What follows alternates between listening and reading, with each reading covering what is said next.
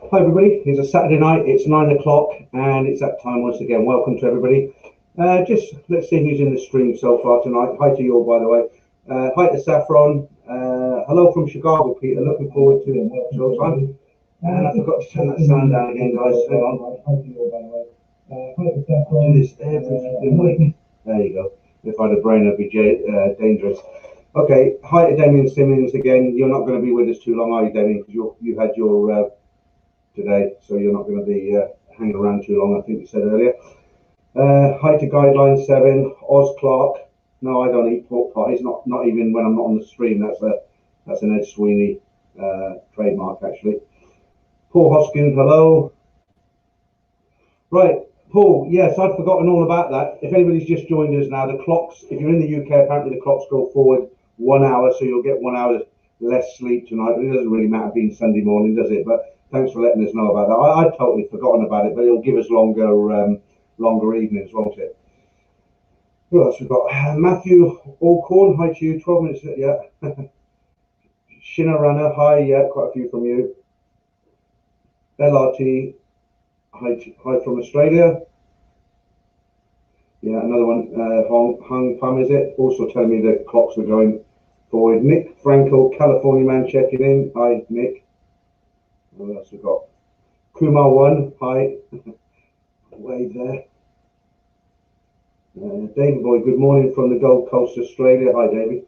Oz Clark, never done Asia or an Asian. What do I do first? Oh, we'd have to do a 5-hour stream to let you know. You don't need to think too much about it. Just go to Thailand. When you get there, you'll know exactly what to do. Tom Waddington, good evening to you. Robert, hi, Robert. Matthew said hi to you. DM. Mr. Peter, let's hear some of your wild stories today from Patty back in the day. No, I haven't got any wild stories. Good boy, mate. Torchy, good evening. Hi. I think we're nearly there and we'll get stuck into this stream. Lots to talk about today. Mazza, good evening, Peter. Having my first beers of the year tonight. First beers of the year, right? I went, so you probably had a couple of March, 3 dry months. I do it normally once a year. I didn't have a drop of alcohol. I mean it, not a drop from the 1st of January to the end of January, just to prove I can do it. I always find it a little bit difficult to sleep the first couple of nights, but then it's okay. I just, the last thing I want to do is be totally dependent on alcohol. And talking of totally dependent on alcohol, oh yes, we've got the old Kronenberg lined up. I've got different, what I like about Kronenberg, they do 3 different sizes. This one's not quite the pint, but it's not the small one. It's a 5 ml can, so that should be okay later. It's been in the freezer, it hasn't frozen solid, a bit paranoid about that.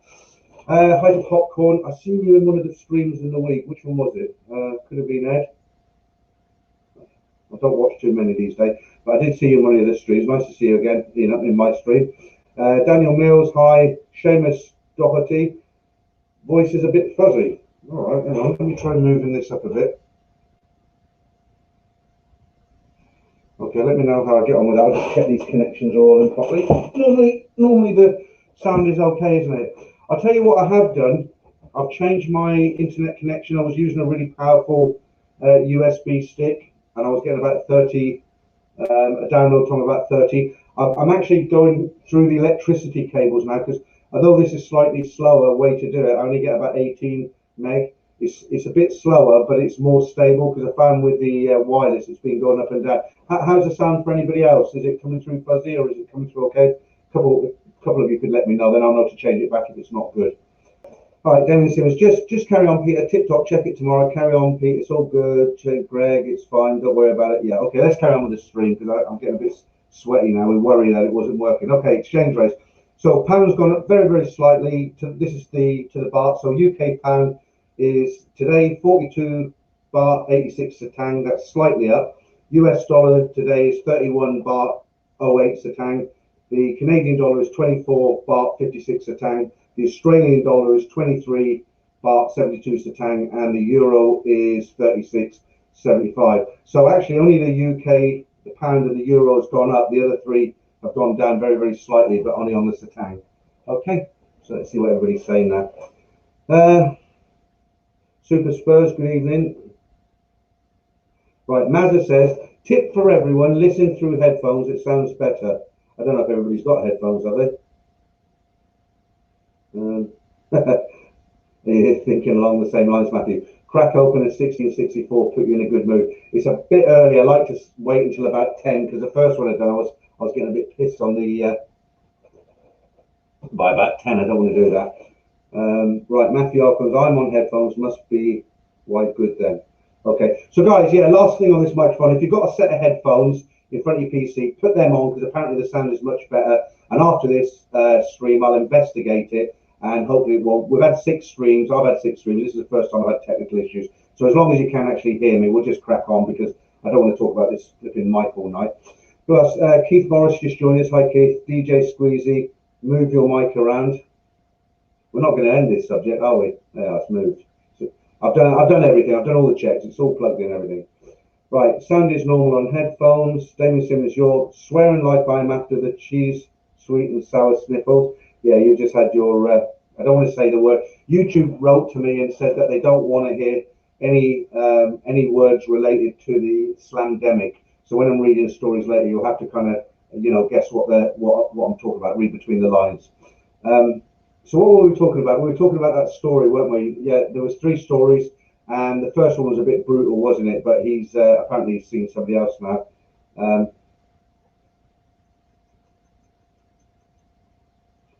Right, I can't get away from this. Somebody's saying tap on the mic, and that'll tell me you should hear the tap. If you don't hear the tap, it means it's not using this mic.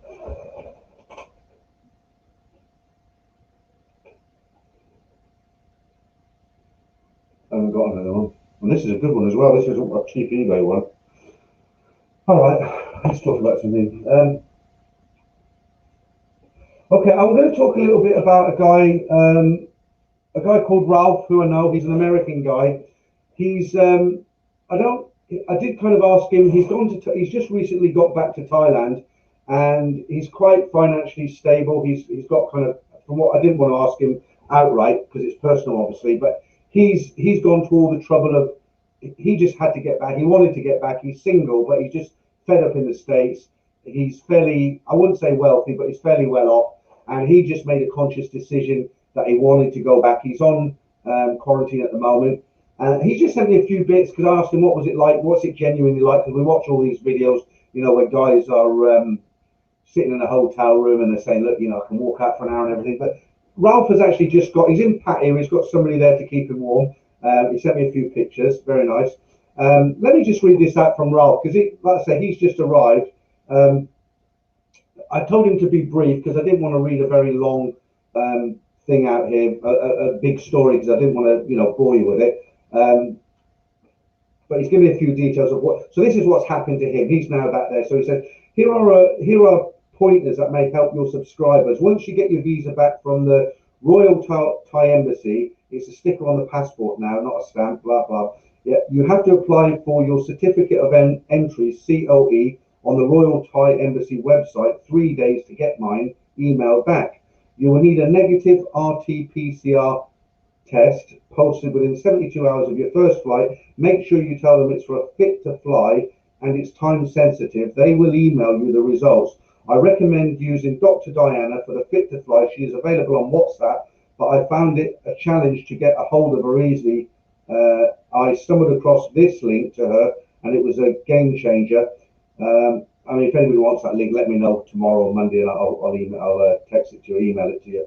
I paid her fees by PayPal. I sent 500 baht. Her fee is only 400 baht, and I received my F2F back in minutes after loading the results. I can go on and on. I hope this was helpful. But I found this one a bit more helpful because he actually tried to use some companies in Bangkok that were, you know, to help him through the process. And 2 of these companies, one of them was called Toon, and the other one was called Royal. They're based in Bangkok.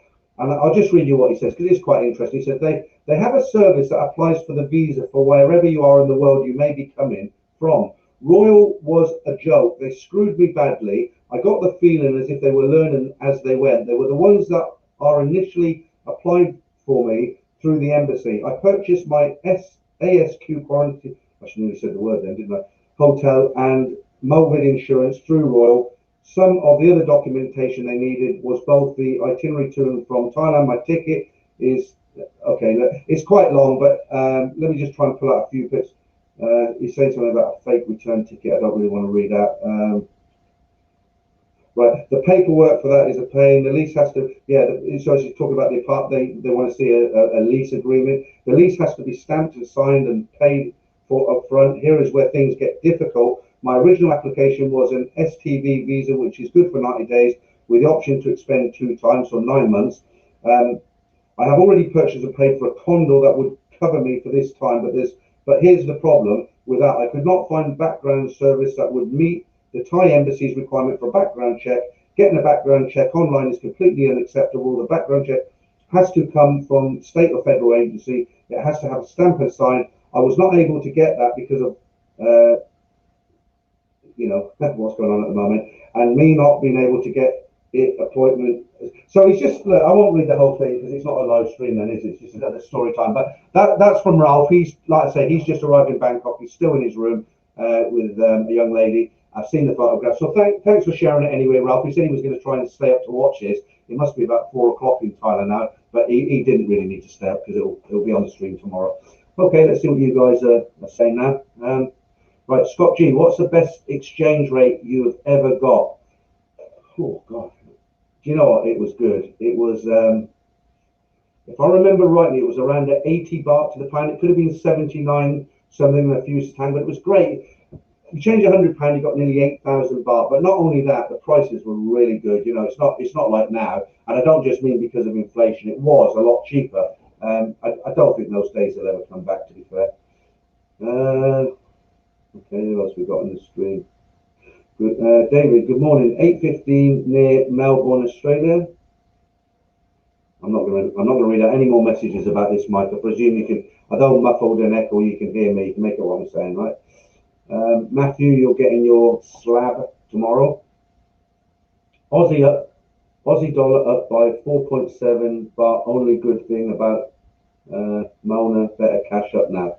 4.7 up. What did I put it down as? Well, I got it as last week you were getting 23, say $23. You're getting 23 this month. There's only a few satang difference. They were taken at lunchtime, by the way. Okay, people still.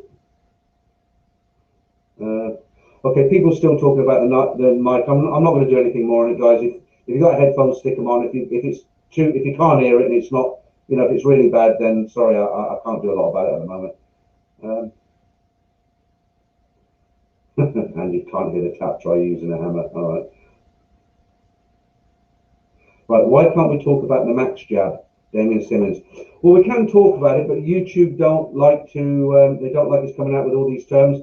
Now, I don't know if you've noticed, but I've actually just monetized my channel. I've been going for about 18 months. I've joined up with Simon now, not Simon from who's got the other channel, my friend Simon, and he's got some really, really good stuff planned. Originally, we made that other site. It didn't really work out. I've been talking to him every day this week. He's made some great interfaces for the, for the live streams in the future. We're going to be selling some products. We're going to be having interviews with all sorts of things. He's got loads of things planned. Simon's 10 years younger than me. He's very technical, a lot more technical than me. His son is really good. His son can actually write code, which is what you need to do a lot of this. Bearing in mind I'm 61 and I've done all the setup myself. It's quite extreme if you're not used to it. So I have monetized, and you're probably wondering why I've monetized after 18 months.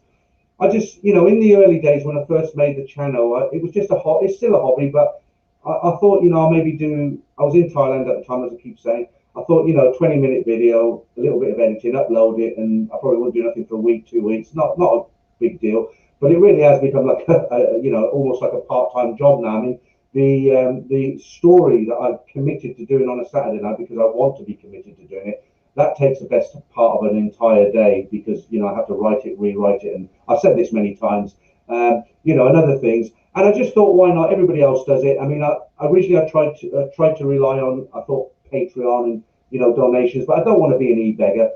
Some people have been very, very kind, especially I can't remember. I don't want to name people in case I forget other people. But it just really wasn't enough to kind of motivate me to keep going. So one thing though, we've changed it now, but I didn't realize when you first monetize on YouTube, they put so many adverts on. And give you an idea, on a live stream, is about 2 hours long, isn't it? I looked today, it had 21 advertisement slots on it, like every 8 minutes or something. I thought, no, I'm not having this. So I deleted them, and I think if anybody watches the recorded version, they'll get an advert every 30 minutes, and it tells you the advert can be 5 seconds. I think that's acceptable. With the stories, I think there's one at the beginning, one on one of the breaks between the stories, and maybe one at the end. But I think I've taken the end one off because although I'm having some adverts on there, I just don't want to overdo it, and I don't want to piss people off. And I know when I watch other people's YouTube videos, if it's just plastered with adverts, they just keep coming. I just click away because it's not acceptable for me.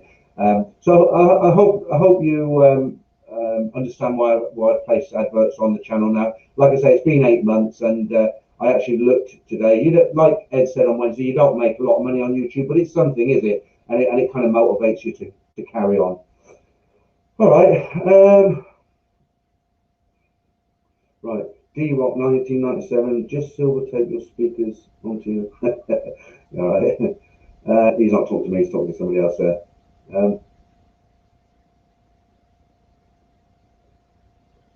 Okay. Somebody's just given me a super chat. I forgot checking to see if super.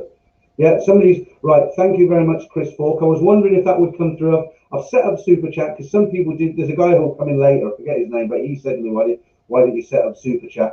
That's 50 sec. I don't even know what country that's come from. Sec. Where's sec come from? Is that Finland? So I know the super chat's working. Thank you very much, Chris. Not even so much for the money, just to know it's working. I'd actually forgot about it, but it's great to know it is working. Okay.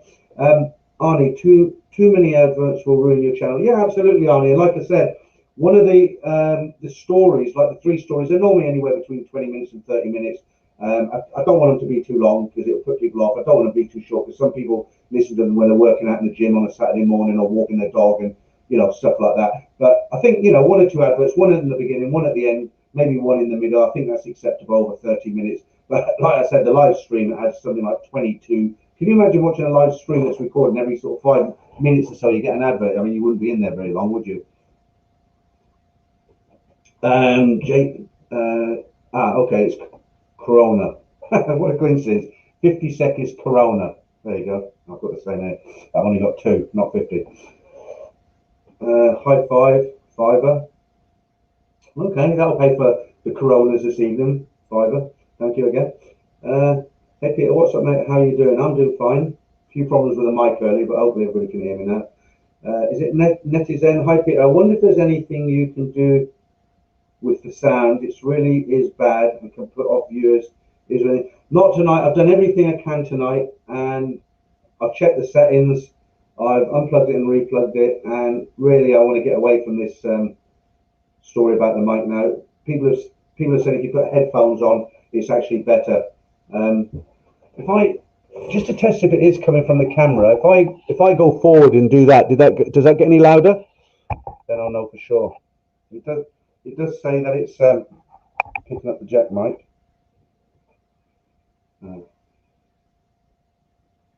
Okay, so but 142 in the chat now. Hi to everyone. Okay, so let's. The big question every week is always, when do you think we can go? Yes, that was louder, Greg. So it's not picking up this mic. Anybody got any ideas?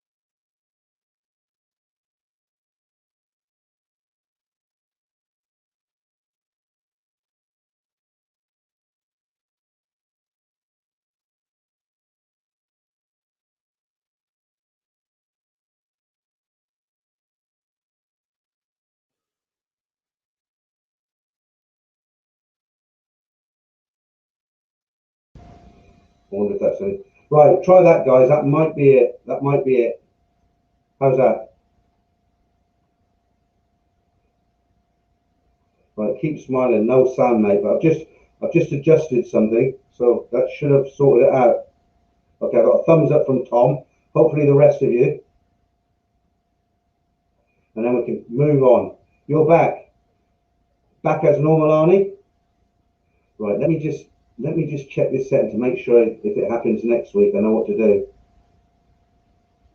Right. Okay.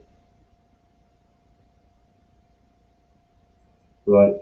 Okay. So look, guys, if it happens next week, I know what to do now. There's about 4 mics that was using the wrong mic. It's still the camera mic that's in use.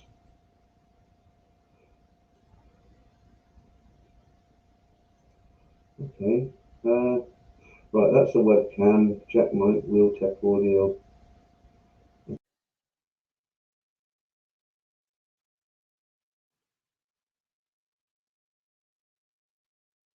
Right, that's a webcam mic. But I don't. Yeah, that one should be terrible. How's that? Lee says sounds okay. I've changed it again. Chris Phillips. So if there's a big echo, this is picking up on the camera. That's why the sound is bad. Why?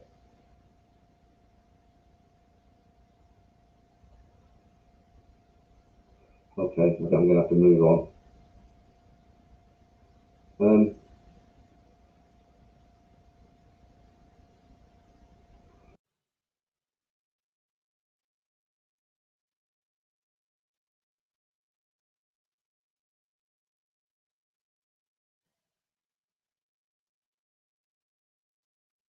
Because it's getting annoying now. Yeah. Be more. Sound is quite bad today. Tell me about it. Yeah. Okay. All right. Let me just try and crack on and tell you a few stories, and you can let me know what's going on. Yeah, Liam, right on. Yeah, I hear you. Okay, so the biggest question people are saying, they're saying like, oh, when do you think we can get back to Thailand? And I've never actually said this before, but my personal thoughts, because I didn't really want to say in case I was wrong, but my personal thoughts, I thought, well, I'd like to think I can get back for sort of November to January time. But now I'm reading stuff today, and it's the same old stuff. Let me read you a couple of bits, okay? So this, I told you a couple of weeks ago, about they're going to allow 6 areas. If I read these, you'll know what I'm talking about. So the title of this one is Approved a 3-Stage Roadmap. So it says, approved a 3-stage roadmap to reopen Phuket, Surat, Thani, Krabi, Chonburi, and Chiang Mai to maximise visitors. You know what I mean? Yeah. From April to June, those approved provinces will allow fractionated tourists to undergo a 7-day quarantine instead of a 14-day one. It will need local resident support and a detailed map of where tourists will be allowed to visit. Well, you're almost like a leper, aren't you? You can go there, but you can't go there. About 100,000 tourists are expected to arrive in Phuket between April and June, with more coming in July and onward. In total, about 6.5 million foreign visitors are expected to arrive this year after the country reopens, with an early reopening aiming to help the economy recover quickly. 6.5 million, I can't believe it, with all the restrictions in place. And then this is the one that put me off today, because like I said, I was thinking kind of November, December, for myself. I thought it should be definitely okay. And I just read this today. It says Thailand's plan to, because they were talking about October, weren't they? They were saying fully lifted by October. And I read this, I pulled this from the Thai Examiner. It says Thailand's plan to reopen lacks clarity, with a rising doubts for anything like mass tourism in 2021. As reduced restrictions come into effect on April 1st, with a promise of a full reopening by October the 1st, the situation looks increasingly complex, even to those involved in the foreign tourist industry. So it must be bewildering for foreign tourists planning their first getaway somewhere in the world after the slamdemic has finally receded. People want to put the slamdemic and the new normal behind them forever, and the only way that can be done is with wholesale of the population in all countries. In the meantime, the use of electronic vaccine passports may be required to restart global mass market tourism. So look, guys, I mean, if you read between the lines there, what they're saying is they were planning for October for a full, floodgates open. Here we go. Maybe you show a passport that you've had the jabs. But now that even they're not sure, the people who make the rules are saying we're not sure if, maybe it won't happen in the whole of 2021. So I wouldn't hold your breath, guys. Just watch your space as always. There's plenty, not me. I mean, watch your space as in what everybody's saying on the news channels. That's all that I can do as well. Okay, let's see what else you were saying here. Right. Yeah, I will do that, David boy. I do that anyway, just to try and improve. But like everyone says, I'm not going to, as long as you can hear something coming out and make it out, I'm not going to talk about the mic all night because I've got plenty to talk about and I want it to be a nice stream like normal. Right, Chris Phillips, crack on. Yeah, absolutely. Robert UK, either restart. I'm not going to restart because it might not improve it and it'll cut out 10 minutes of the stream. Right, looking good, boys, from the 1st of January to get back. That's my friend you. That's a really good name, is it? My friend you, because that's what the bar girls say, my friend you. So, he was saying a few weeks ago about the stuff they come out with. Up to you. V, I think 2022. I hope you're wrong. I hope you're wrong. Rock 7977. I would have thought so, but he's new at it. Okay, you're obviously talking to each other. Don't depress us. Well, it's not me, Arnie. The news is out there. It's everywhere. I mean, we can all be ostriches and put our head in the sand, can't we? But if it's out there, it's out there. Even according to that, even they don't know what they're doing. Damien, do a reboot, start again tomorrow. No, it's only because you want to go to bed early because you had your today. Okay. David Salisbury, Peter, book for Christmas. Do you think it'll be okay to go back to Pattaya? How long's a piece of string? I mean, that's what we're talking about. I'll be disappointed if I can't get back at the end of the year. I mean, I kind of accepted all this long time not being able to get back, but I kind of thought December, Christmas, that sort of time. Okay.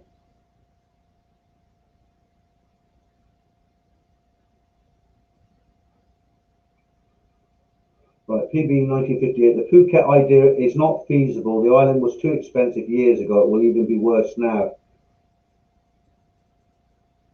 Yeah, that's the thing with the Thais, isn't it? A lot of businesses around the world, if they're suffering, what they do, they reduce prices, they do happy hours, they do promotions to try and get the people in. But over there, it seems to be like, well, we've lost all this money, we have to double our prices to recuperate our money. It's a strange way of thinking. And still the mic suggestions go on. Continent time. Greetings, Peter. Just want to make a suggestion. I think you should invest in a better mic. Well, I've used this for 6 streams and it's been perfect. Be more on. Thanks for that super chat contribution to a new mic. I will get one, but this isn't a cheap one, by the way. But you can obviously hear me make out what I'm saying, so we'll crack on. Yeah, David Boyd, put it off till next year. It just gets depressing with all the crap that comes out Bangkok and Sorry, 11. Okay. My friend, let's hope the UK government get rid of this 5,000 for going on holiday. Yeah, if you don't live in the UK, that's a new rule they've brought in. It's actually a law. It's not just a suggestion or a ruling. It's actually the law. What they're saying now is if you get caught leaving the country or going on holiday and you have to make this self-declaration anyway. So when you go out, you had to fill in a form and tell them why you're going. You're allowed to go for things like funerals and weddings and things like that.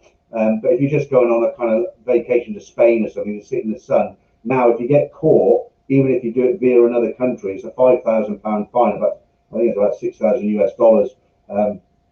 But to be fair, half of the UK population have been, and they just don't want it. We've twice or 3 times more than Europe, and they just don't want it coming back into the country. So I'm on the fence with that one.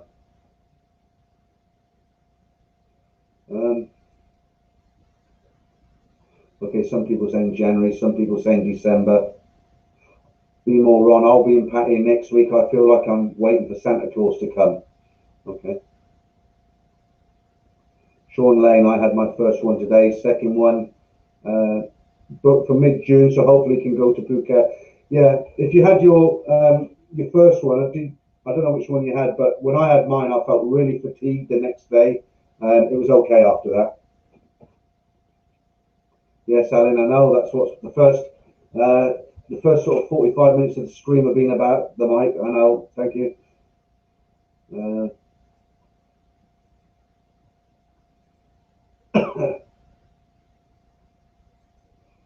Okay.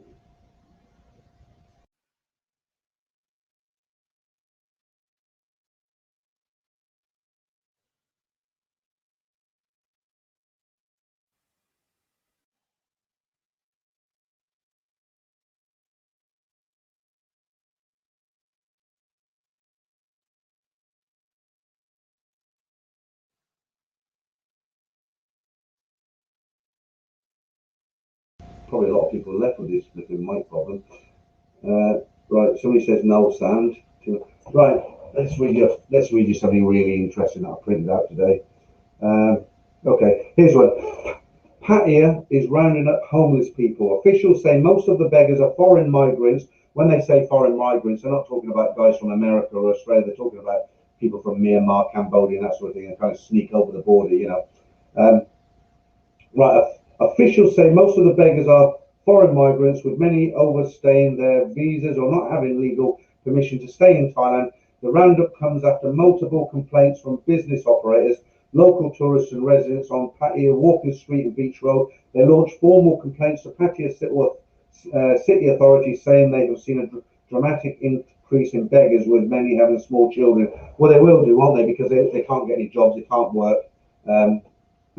Be more on. The mic is about to blow now. Some people saying it's back on, some people are saying it's not, but okay. Right, see that. And be careful if you do go to Thailand, because I've got another one for you here. This one's Russians in Pattaya arrested for allegedly selling bank statements for retirement visas. Police in Pattaya arrested a Russian man and woman for allegedly creating fake bank documents for retirement visas and selling the fraudulent paperwork to other foreigners. The suspects allegedly sold the fake documents to foreigners who did not have enough money in their bank account required under Thai law for a retirement visa. Police say, according to Pattaya News, retirement visa applicants must have 800,000 baht in their bank account for at least 2 months before applying, or they must have a monthly income of 65,000 baht. The suspects, a 59-year-old and a 63-year-old, allegedly sold the fake bank statements for around 2,000 baht each to those who did not meet the financial requirements for the visa. So there you go. A lot of desperation there at the moment. A lot of people doing some, some real naughty stuff. Let's just catch up with what you're all saying. If you just joined us in the stream tonight, welcome. Let me just move over there. Okay, who's that? He's just done the super chat. I don't want to miss it. Damien, you're too generous. Look, you're a patron and you already give more than everybody else. I don't expect it. I do thank you. It's very kind of you. But I was a bit embarrassed, actually. I don't know what to say to you, because obviously I do appreciate it, but it's really not necessary, honestly. But thanks. Okay. Do you know what? Because of all this Errol Smith burger, sound is good. I'm jumping from one screen to the other.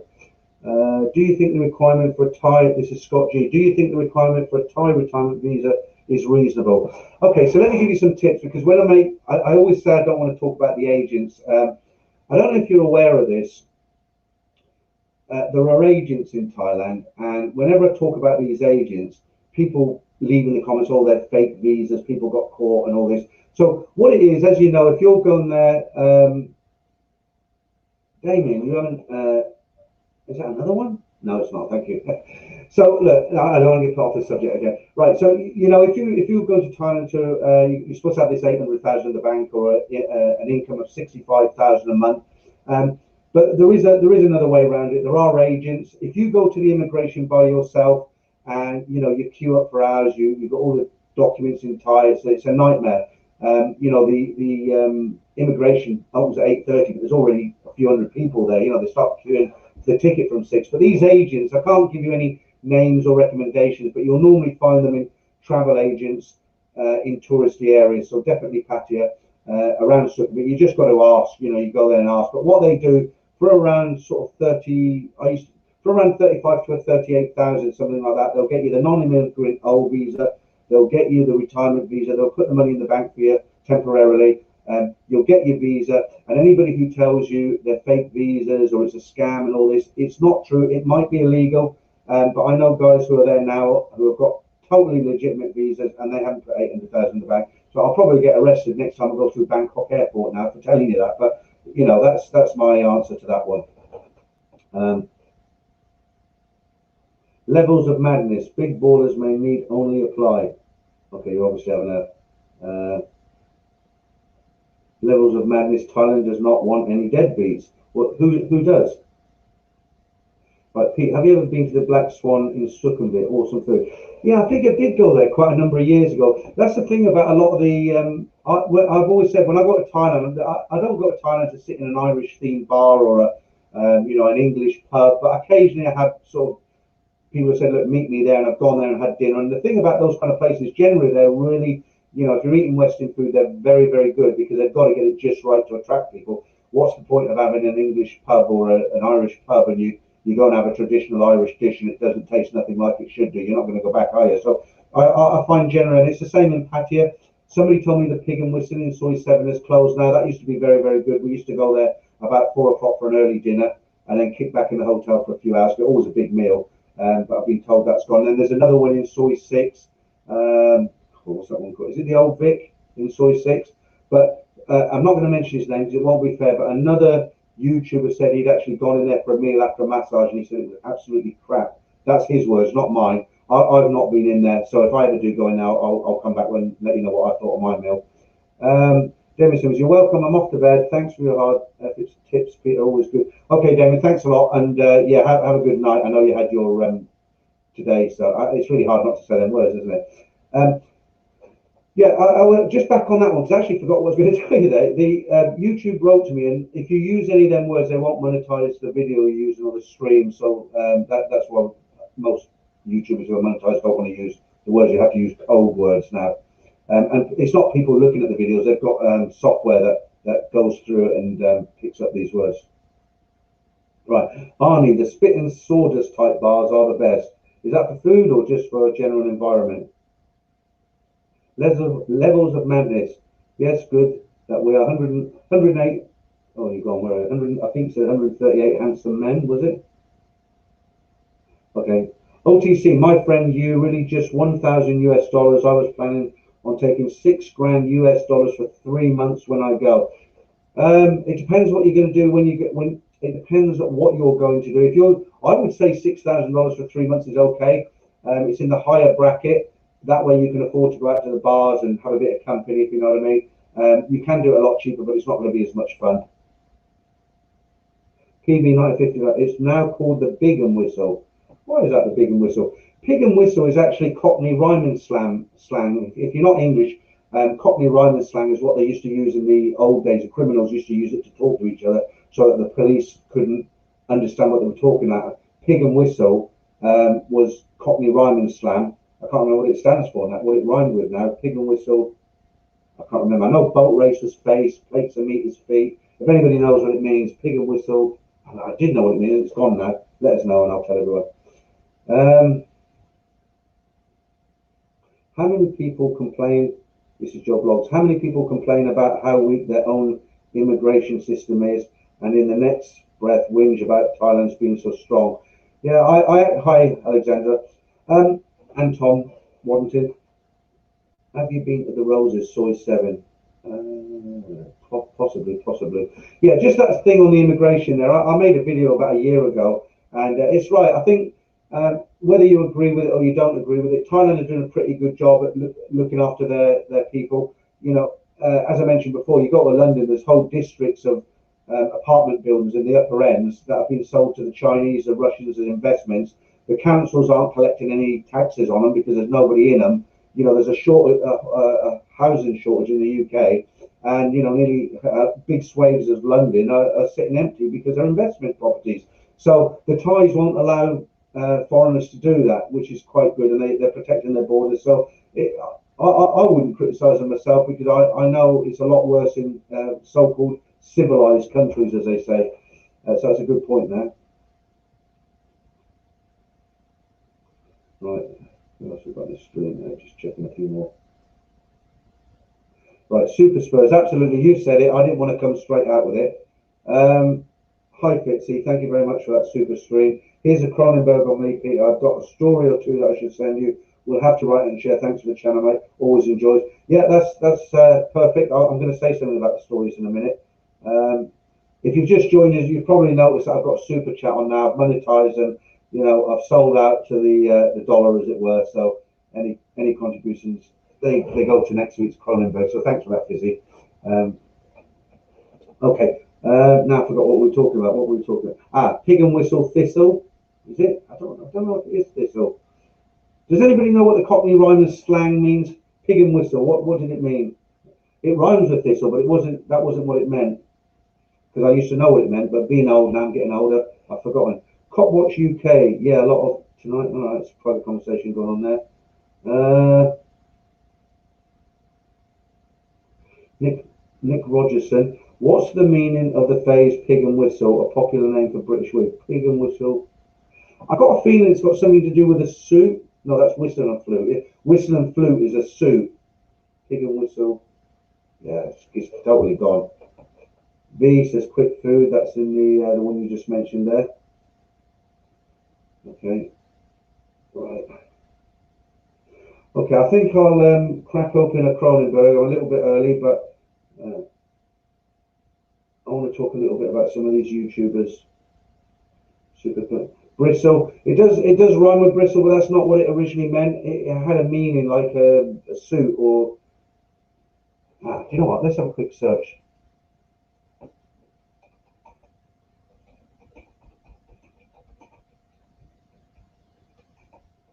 Cockney.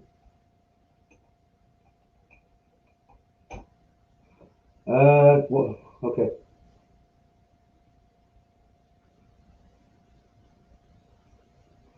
Yeah, I could probably have it if I spent all night on it. I could probably find out, but as it's a live stream, I don't want to waste your time. So we'll move away from that subject. Right? No, I'm not confusing it, Arnie. I know whistle and flute is suit, but pig and whistle. I'm sure it had a meaning. I might be wrong. I can remember a lot of them, like I say, plates and meat, feet, milk and honey, money. If you guys can think of any more, maybe we can get something going here. Cockney rhyme is fine. What do you know? Copwatch UK. I don't know. So there's a private conversation going on here with Copwatch UK. I know not. Pig ears, big beers. No, I don't know. They're getting a bit silly now, aren't they? Anyway, let's have a Cronenberg and then we'll talk about these YouTubers. Right, 135 in the stream now. I don't know what everybody's doing tonight. I'll just tell you a little bit about Simon. Do you remember Simon? We started that other channel. I think I mentioned earlier. You'll see him probably next week. He's coming back into the. He's coming back on the channel, and he's got a lot of good stuff planned. He's very good with the technical stuff, Simon. He showed me some stuff today, and it's. I'm looking forward to sharing it with you lot. Okay. Anyway, cheers. Yeah, London cabbie. Hi, real cabbie London. Yeah, with some flute suit. Yeah, we'll leave it at that because I think we've sort of gone past that now. Right, Greg. Cheers. The sign was a pig in a suit blowing a whistle.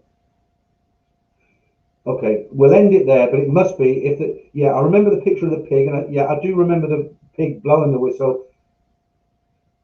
Okay, it's what I'm getting it. Yeah, let's leave it. Damien, I thought you went to bed. Pig and Whistle is a great pub on Soy 78 in Pattaya. Tip top grub. Yeah, apparently it was, Damien, because somebody told me last week that it was closed down. I don't know if that's right or not. Oh, on with the heater again. Somebody wrote to me last week, I'm always bending down to put this heater on and turn it off. Somebody said, your heater is a minor celebrity now, not unlike Ed Sweeney's squeaky door. So that's quite funny. My friend, when you change money there, do you want bigger notes and you get big? Yeah, absolutely. Two things about the notes in Thailand, they have to be perfect. If anybody's written on them, or they've got a fold, or the corner's missing, it's not like here, or where you come from. They just won't accept them. I've had it where I've had a couple of grand and £50 notes, because obviously £50 are, let's face it, you do get more from, I'll talk about But I've had it where every other note was rejected. I'm thinking, well, I'll spend it when I get back. I'll put it back in the bag. But when it keeps happening, you get to the point you think, I feel like it's short here now. I'm going to have to watch it. So, you know, I'm with Lloyd's and you can't actually go in and order. You can order the £50 notes. I'm going on vacation in 2 weeks. Can you get me £2,000 and £50 notes? So do that. But you can't say they have to be perfect. What they said to me when I said that, they said, well, go through them when you're in the bank, and any you don't want or you don't think they're right, give them back to us and we'll change them. But then they have limited £50 notes. But back to your question, yeah, they do. The higher the bank denomination, the more you get for it. So in other words, if you're if you change £10 or £20, you're going to get less bar as if you change a £50 note, and that seems to be the norm, not just in Thailand but in a lot of countries.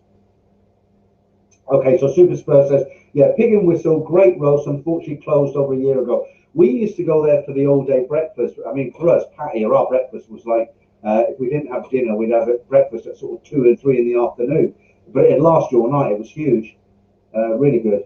Better than any English breakfast you'd get in England, that was for sure.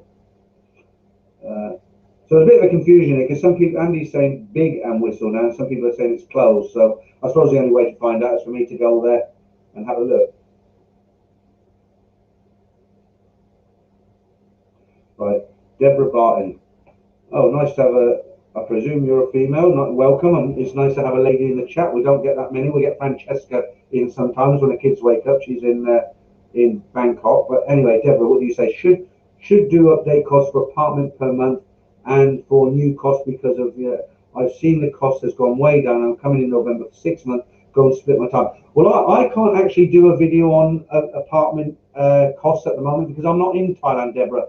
Like everybody else, I've been stranded in the UK. I'm not prepared to go back and do the quarantine thing. And there are other videos on there. I'm not saying I'll never do one, but you are right. There's a lot of empty apartments, especially in Pattaya now. And the ball is really in your court. If you're looking for an apartment to rent, or well, you don't want to buy one, but if you're looking for an apartment to rent or a house to rent, you can name your price now. They'll bite your hand off. Okay, Black Boat, yeah, that's fine.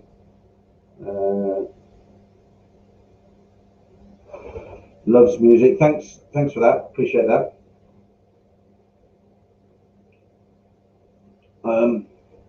David Sauls repeated. Do you have to go to a major Thai bank to what? I presume it's finished. I presume you're going to say exchange notes. No, they exchange everywhere.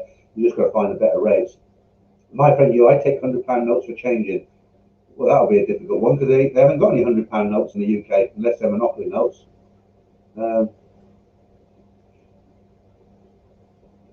Yeah, I think it's all agreed about that Pigeon Whistle. Right, YouTubers.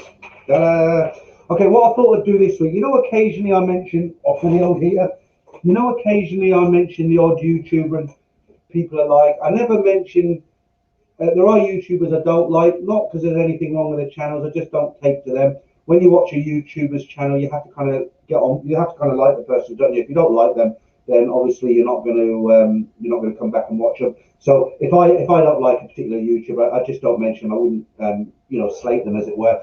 But what I've done here, these are channels really I used to watch before I had a YouTube channel. I don't have so much time to watch YouTube now. Not these kind of channels. When I'm not on the internet myself, making videos, love stories, that sort of thing, I like to just either watch some regular TV or kick back.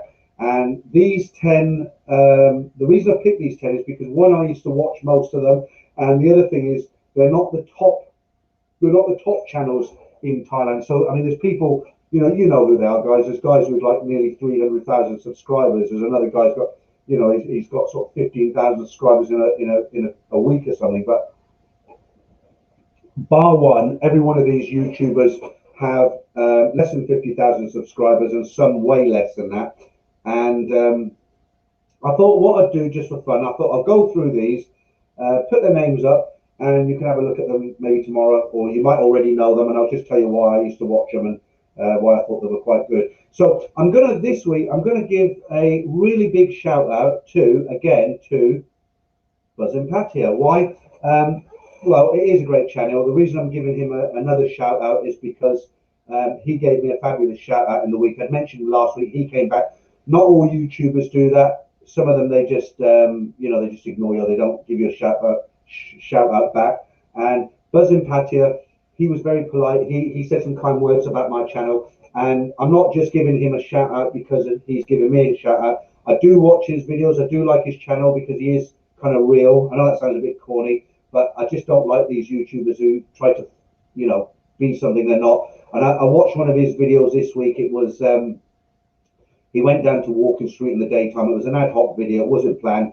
They were digging up the road and everything. But when I watched it, Walking Street pretty much looked the same in the daytime to me. I couldn't see I was there 2 years ago, just under. I couldn't see a lot of changes, and I appreciated that video. So I don't know his name. Somebody said it was Trevor. So if you watch this one, Trevor, thanks for your shout out. I'll definitely meet up with you for a beer whenever it gets back to nearly normal. I do like your interviews, and I do like the information you give. He's not just Trevor's not, if that's his name, he's not just walking down the street saying, look at the bars are all closed. He actually gives you a lot more information. Okay, so that's Buzzin Patia. Let's see the suggestions that are coming in.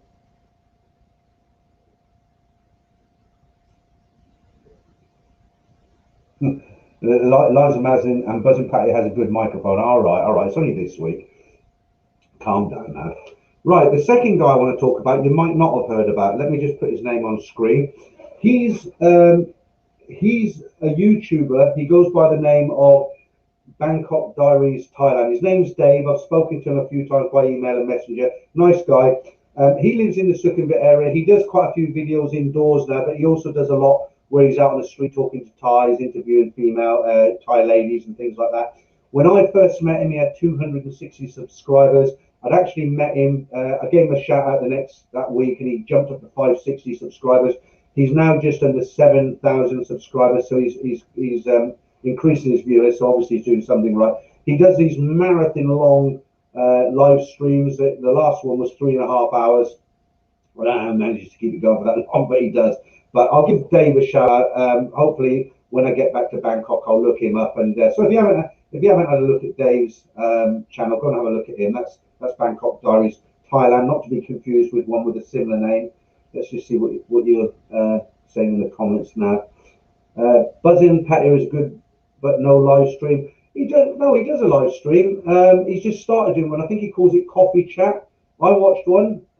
Maybe it wasn't a live stream. Maybe it looked like a live stream, but maybe it was pre-recorded. But he will. I mean, I went 15 months before I did a live stream. I was a bit nervous, but it seemed to be going all right. Arnie, he is an Irish guy. Yeah, Dave. I've got his. What's his last name here? Hang on. David Keegan, I think it is. David Keegan. Yeah. He's Irish, and you can check him out. Bangkok Diaries. Right, Joe Blog. Bangkok Diaries is well scared of street dogs. I wouldn't. I don't know about well scared, but I mean he's probably just cautious like the rest of us. I mean I'm scared of street dogs, if you want to say that. Okay, so let's move on to somebody else. Right, now here's somebody I've never mentioned before. Let me put his name on the screen, and I'll tell you why I'm mentioning him. Right, he's a guy called Brett Dev. That's the name of his channel, and I'll tell you why I used to watch him. Well, I say used to. I still try to watch your video he puts up. So Brett is he's a kind of younger guy. I guess he's half the age of me. He's around 30 something. He lives in Chiang Mai, and I used to watch his videos because I can design websites in WordPress.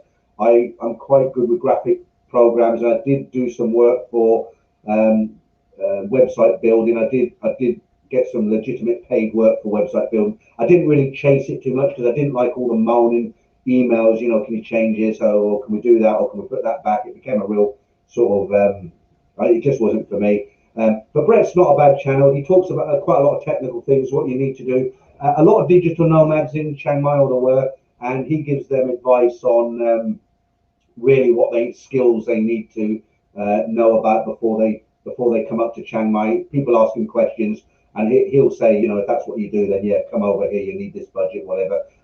So it's quite an informative channel, and the reason I used to watch him, he does some other kind of videos about general life in Thailand, around the area he lives, his apartment stuff. So it's quite interesting. Now the next one, if you haven't heard of the next one, you'll all be on. You must have all been living on the moon. Yeah. BLK Black Box Bangkok Diaries has more of a comedic twist. Okay. Billy Pat's what stage channels they name guys? Yeah, Bangkok Diaries Thailand. Sean Lane, yeah, Brett is good. Totally different question there. Right, okay, I might get back to that one. So, right, the next one, if you just joined us, we're talking about other YouTubers and the reasons I watched them. And these aren't the top YouTubers, these are just regular guys. And but this guy, this next one, I bet you've all heard of him. There you go, Bangkok 112. He has got, I had a look today, he has got 749 videos on his stream, on his channel. And his face isn't in a single, as far as I'm aware, he doesn't show his face in a single video. And I used to watch him when I'd had quite a lot of beer and maybe a little bit of whiskey, because it was almost a virtual night out in Thailand. He takes a lot of videos out on the street, Soi 4 and all over the place. And he's very good at kind of hiding the camera and getting the shot. And I just watched him because it like I said, it was a virtual night out in Bangkok. But it's he's somebody told me that YouTubers have taken down his channel for money. They're not monetizing him anymore. They're taking down all the adverts. Which, if that is true, I think it might be true, because the video I looked at today didn't have any adverts, and he must be hurting bad, because he would have been making a lot of money with that many videos on there. But that's a channel. His videos are still there, and I did watch him when I wanted a virtual night out in Thailand, as it were. Let me just have a quick look at the comments, see what you guys who you're watching. Nomado says, yeah, Brett Dev makes very good videos. I like his no-nonsense approach. Doesn't sugarcoat it. Joe Blogs, James Abroad, Up in Tack is laid back. I haven't watched his. Marco Polo, please don't mention. Okay. Right, Marco Polo, last video of Bangkok 112 is 1 year ago. Yeah, well, that's probably because he was making good money and now he's not. Tom wonders, what about John 555 Thailand? Never come across him. I'll maybe go through these comments tomorrow and try and find some of these guys. New Speed Adventure, one of my vloggers, Bangkok 112. Will Cabbie London. Irish is Dave, mate. They get drunk together, hilarious. Is that, yeah, Dave, we're talking about Dave there, Irish Dave. He used to do some streams with another guy, it's called the Dave and something show, I don't know, but I haven't seen the second guy for a while. Yeah, that's the one I wasn't going to mention. Matthew Alcrow, loves See Me Media, but he's advertising too much, got a laptop free. Well, fair enough. He's got a lot of subscribers, or just under 300. I did actually watch one of his videos right through today, because I don't have time, and you know, I know he's going to be good because he's got that many subscribers, and it was about the racing the motorbikes. It was good. I'll give him that. It was good. Billy Pat's, cheers. Yeah, cheers to you. Up to me. Just heard we're getting back. Okay. CB Media is progressing so quick. All about cars in Thailand. Is that where he's going now? He's doing cars. Okay. A lot of comments coming in saying Bangkok 112 isn't active for about a year, but do agree his videos are good. Well, his videos are still up there. His videos are still there. Right, Alexandra Dupont, OTC, YouTube crackdown on uplifting political correctness. Yeah, I mean, this is the thing. You've got to be so careful. If you've got a channel, you know, you make a live stream, you come out with something quite innocently, and before you know it, they take your channel down and you're in a world of pain. And this is why I go out of my way not to talk about politics, the royal family, any demonstrations that happen. People talk about it, and you know, it might be a little bit wimpish, but I just don't want to risk it, guys, because I put so much work into this. I just don't want to risk it. A nomad overseas, real Cabbie London, yeah, he makes good vids, but streams with Dave are always good. Half the comments just fly over Dave's head. Don't know how Irish keeps straight face. Okay. Yeah, the last couple of videos I've done of we're talking about Bangkok Diaries Day, Thailand, Bangkok Diaries Thailand. He's been on his own, and I don't watch the whole stream because, like I say, they're very, very long. And the last one I watched, his shirt was going like this because I guess he's got a fan in the corner there. Okay. Thailand training to Peterson, we can come back to Thailand. Yeah, we've gone through that. Metal Hamster, I learned lots of orange slang and random facts. Marco Polo. Follow Lily's Expat Life. Ah, do you know what? Lily's Expat Life, I came across that today, but I didn't actually watch any videos because I was just looking through. A lady who married a Thai man. Yeah. Yeah, that's something that goes over people's heads. A lot of people don't realize that there are quite a few Western women who have actually married Thai men. You think about the other way. You always think about men, Western men who marry Thai girls, but it does work the other way as well. Okay, I'll get back to these YouTubers in a sec. Oh, it's going down well tonight. It's going down more well because I've got a few super chats there. First ones. Super Spurs. Simon seems really nice guy. His videos good for people who have trouble sleeping. Okay.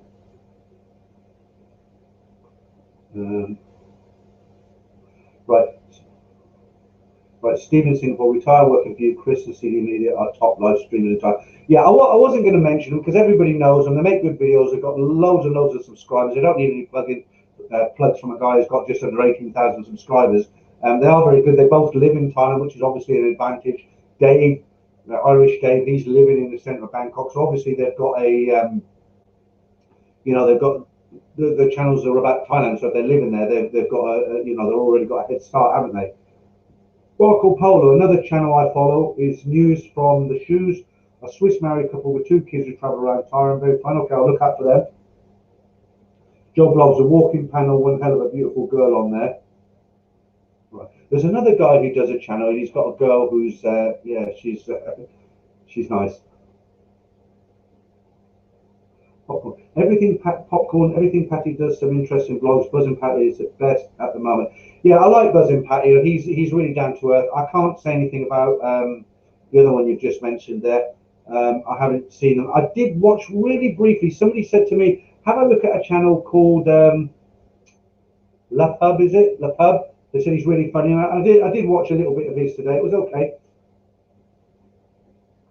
Yeah, a couple of good Aussies, Dead Falang and LJ. Yeah, the Squire, both different.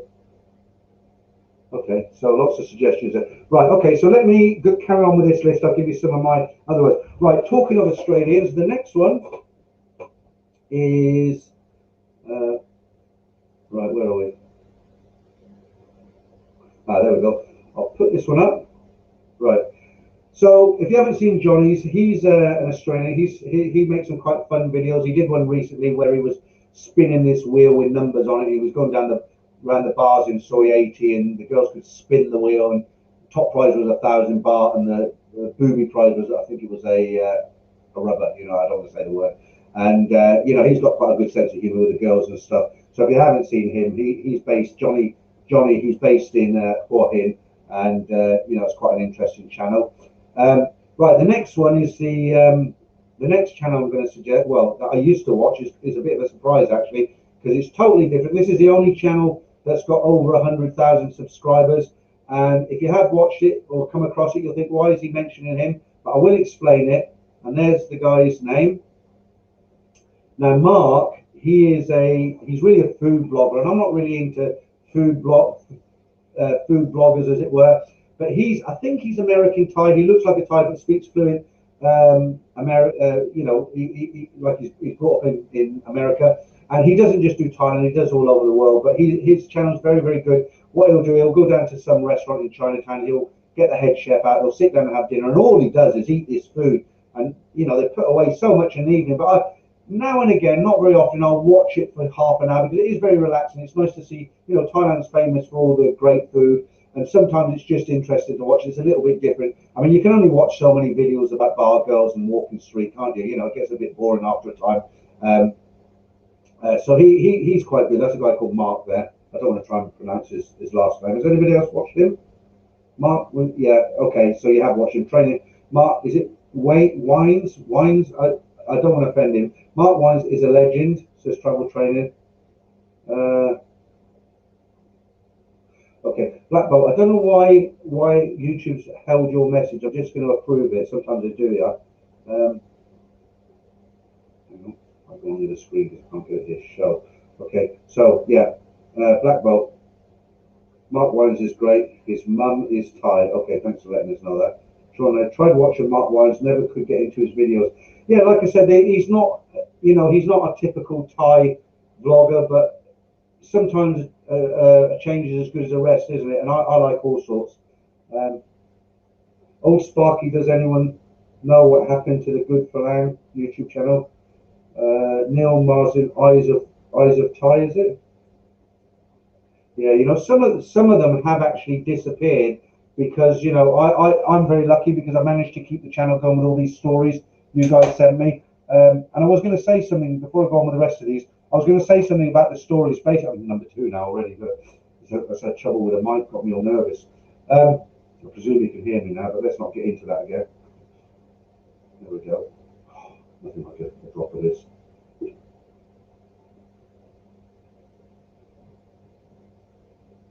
Oh, that's good. Oh, here we go again. Adrian Smith, don't think your mic's plugged in. Yeah, we're not going to get into it again, we know, but as long as you can hear me, we'll sort it out for next week, I promise. Maybe I'll, Neil Muz, Eyes of Thai Life in Isan. Haven't seen that one either. Okay. Yeah, I want to show you something really funny. Hang on, let's get that off. Right, that's it. When I don't know where you come from, you might be in the UK or you might be, I've got some more YouTubers to go to, but this is funny. When you go to get a haircut or you go to the barbers, get a shave or whatever it is, and then some people who've never been to Thailand say, why do you go to Thailand? What's so good about Thailand? This is a great example. Just have a look at this picture. This is unbelievable. Yeah, just have a look at this. Let me get out of the way if I can. Get right over here. No, that's not working, is it? No, let me stand over here. My chair out of the way. Look at that. So there's a guy. He's getting the full Monty there. Look, they're shaving his chest and his stomach. He's doing his nails and all sorts. Now that is what you call service. And I bet he didn't pay more than 300 baht for that. Amazing Thailand. Okay, let's get rid of that.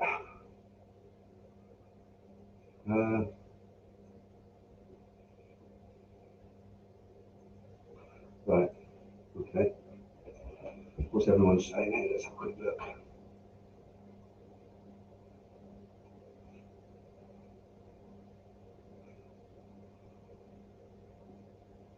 I normally never see it. I can't remember what it's like to get a haircut. I'm like Captain Caveman here, as all the barbers been shut for a year. Yeah, they had this saying, didn't they? I'm very lucky. I've got a friend who I go around his house and he'll cut my hair.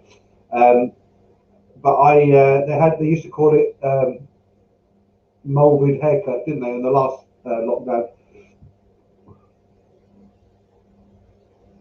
Right, up to me, that's Jason Rupp in Nins. Adrian Smith, haha, full body shave and wax.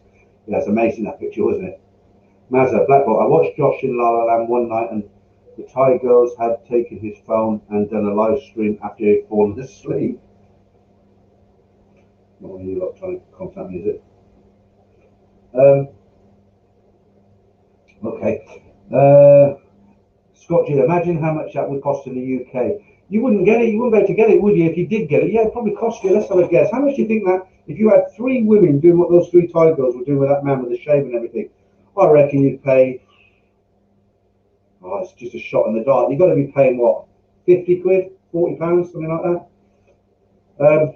Fitzy, a friend of mine was getting a blade shaved next to me while I was getting my hair cut. Last time was in Thailand, 100 baht. Yeah, I mean, it's not a lot.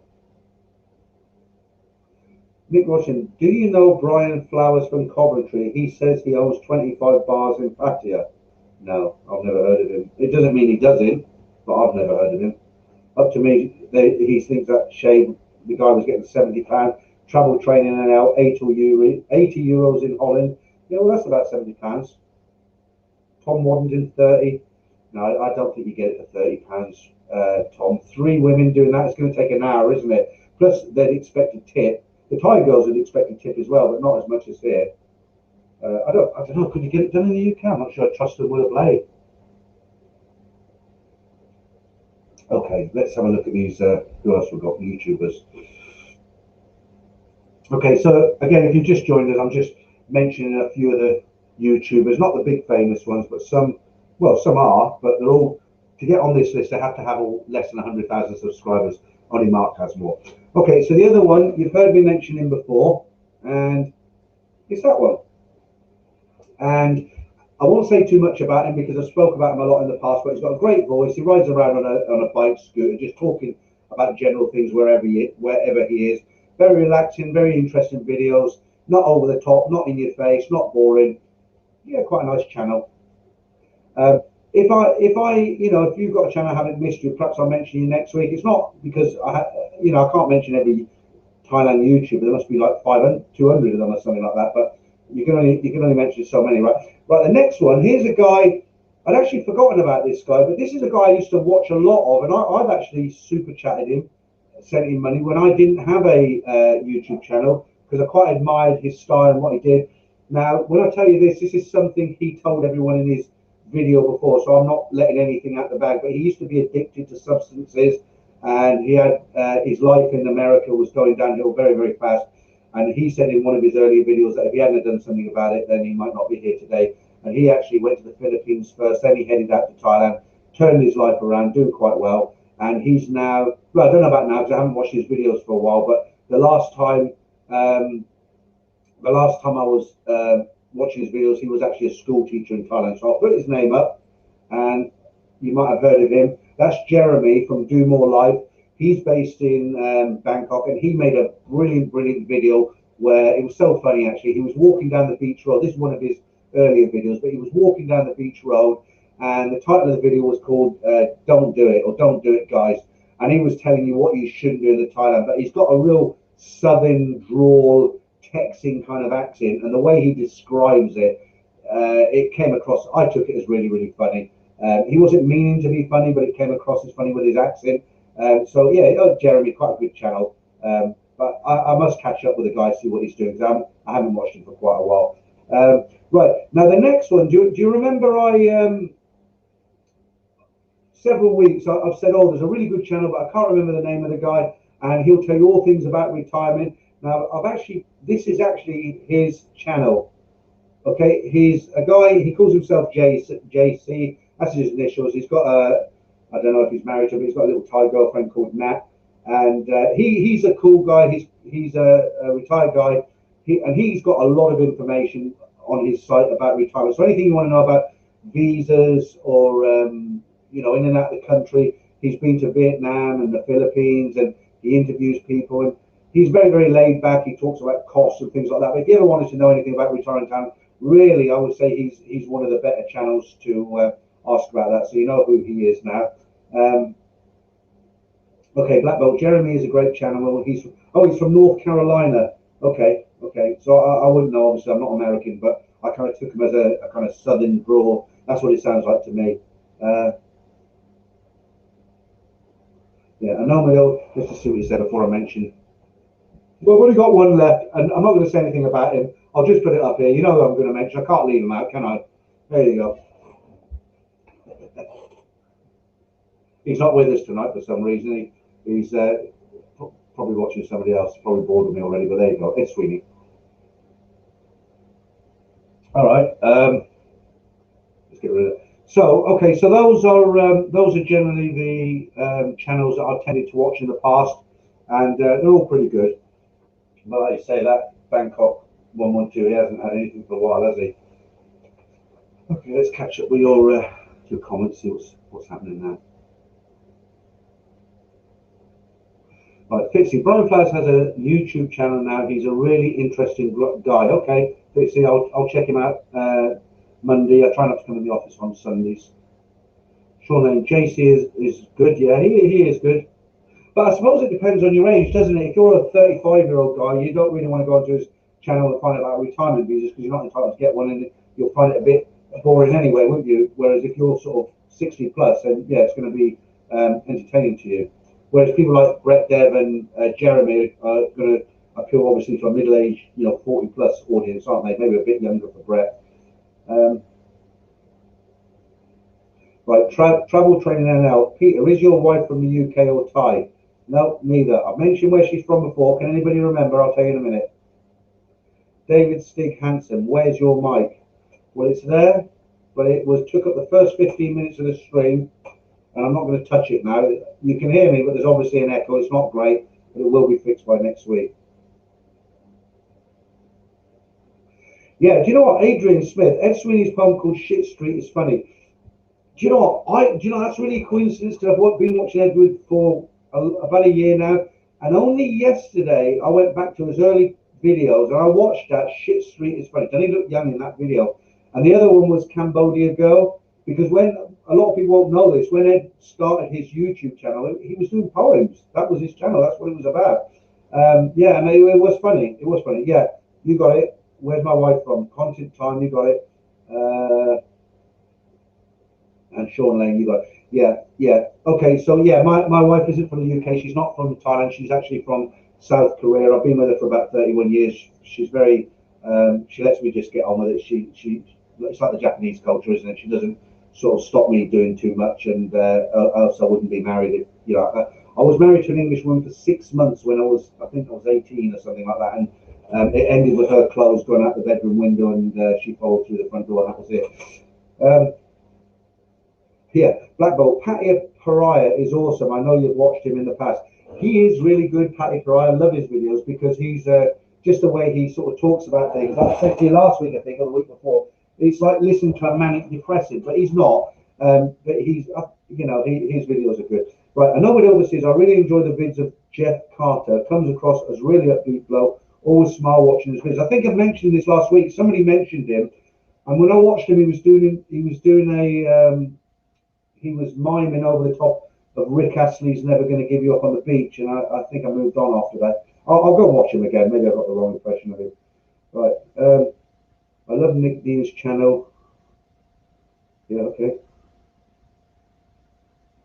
Nick, no, I used to be able to speak a little bit, but I haven't been back to South Korea for, must be 30 years now. I didn't particularly, well, no, we'll move on from there. Yeah, SS, you got it right as well. Okay. Right, so yeah, if you've just joined us in the stream tonight, we're talking about other YouTubers and who might be your favourite. If you've got a favourite YouTuber, you know, let us know here. I'm not plugging for me, of course. I'm a small fish in a big pond. But who do you guys watch? All right, so let's pull another interesting story for you guys. Andrew Hammond. I love Nick Dean's channel. Okay, why have I not heard of a lot of these channels? NDTV at the Singa Bar. Yeah, is that one of those where the girls are sort of live and all dancing? You can buy them drinks and stuff. Paul Hoskin, you never forget your first girl nor your last, and you remember some of the ones in between. Yeah, Tony and Jim in for him. No, I haven't watched that one either. Check out Nomad TV as well if you want a good laugh. Job lots, thanks. Yeah, it's a guy. His name's a guy with a dodgy microphone. Yeah, and honestly, he's very good. He's from Manchester. Paul Hoskin too, right? Okay, right. Right, Matthew. Oh, I'll have to let me approve that one, Matthew. I don't know why YouTube, but it's so strict. You know, when I look at these comments coming through, they hold some of them. And I don't know why. I've just approved it. Look, Matthew Alcon, subscribe to Thailand Bound and CB Media. Why would they hold that? Why would they block that? What is in there? Maybe they just, I don't know. Alex DuPont, Bangkok love for eye candies. Billy Pat's Thursdays and Sundays, NDTV Patty, great shows. John Hooker, Greedy Travels and CB Media, pretty good. Yeah, I tend to watch the guys who are sort of not the top guys, because they kind of, you know, they almost do it like it's a TV program, a production. They're kind of they're really good at the way they do it, so I can't knock them, but I prefer the guys who are kind of doing it, you know, they're just regular guys out with a microphone and a camera. I prefer those sort of people. The Hua-Hin Aussies are good. Yeah, well, you might be talking about Johnny there, are you?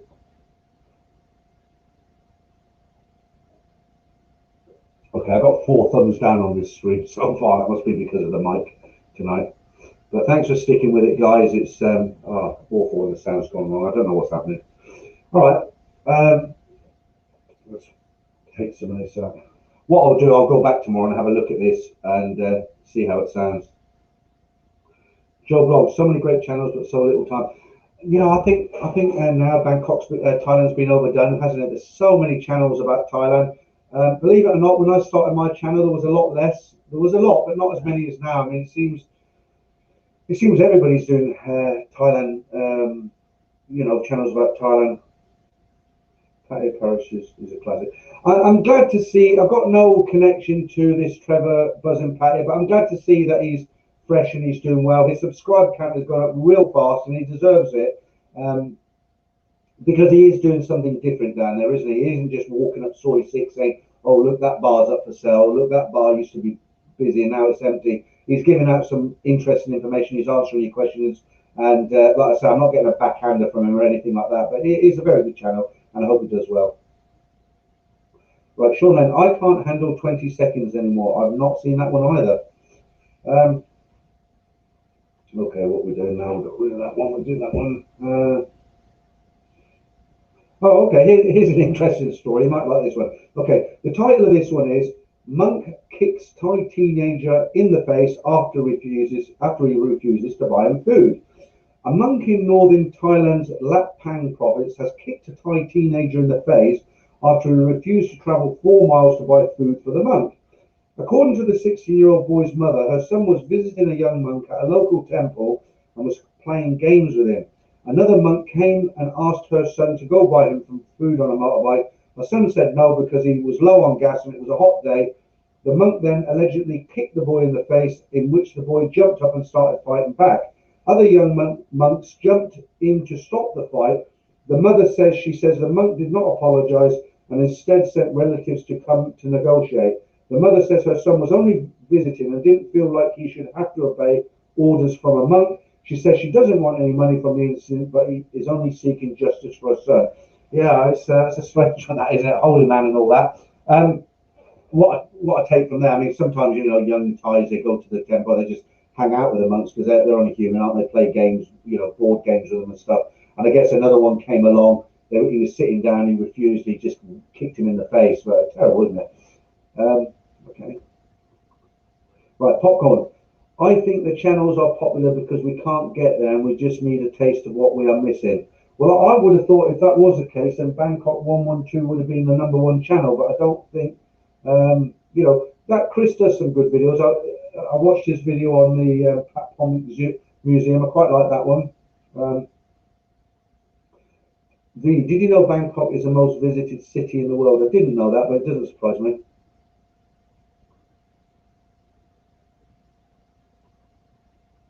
Paul Hoskin, what about the Fred Flintstone Thai Girls? No?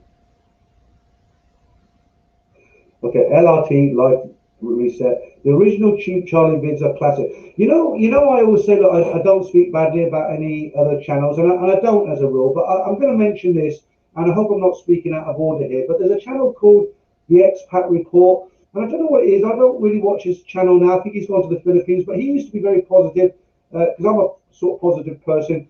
But a lot of the videos I watched towards the end when I stopped watching, he was just kind of slating Thailand.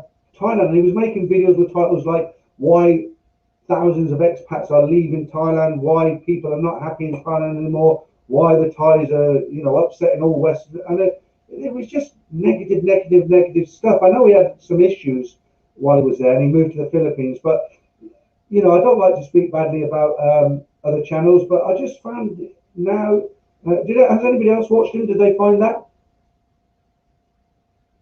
Andrew Hammond, the old videos from Kevin Thailand were fantastic. Yeah, I didn't get to catch too many of Kev's videos. He's passed away now, hasn't he, with cancer? Hello, people. You know what I mean? Basic patty there. Right, Greg. Most visited cities: Hong Kong, Bangkok, and London. Right. How's the sound at the moment, guys? Is it still terrible? I'll be straight onto my technical man Simon tomorrow with this.